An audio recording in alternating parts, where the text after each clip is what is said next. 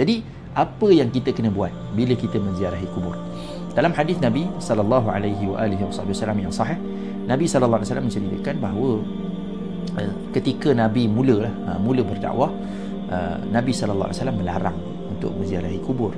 Sebab apa melarang untuk menziarahi kubur? Sebab amalan ziarah kubur ni di dalam masyarakat jahiliyah, mereka meletakkan kesan tinggalan orang-orang saleh ni terlalu tinggi, sehingga kan mereka menjadikan orang-orang saleh ni dalam sejarahnya sebagai berhala. Jadi disebabkan mereka ni terlalu tinggi sangat mengangkat darjat manusia biasa yang baik ni, yang saleh ni, sehingga ke taraf ketuhanan. Jadi Nabi SAW ingin menutup pintu kebahayaan tu. Nabi SAW melarang daripada ziarah kubur. Kubur siapa pun tak boleh ziarah, dah mati sudah. Masa dia hidup boleh kita minta didoakan kita berada bersama dengan dia, berkatan berada bersama dengan orang-orang yang saleh. Tapi selepas dia mati sudah sampai ke situ saja. Nabi melarang untuk menziarahi kubur.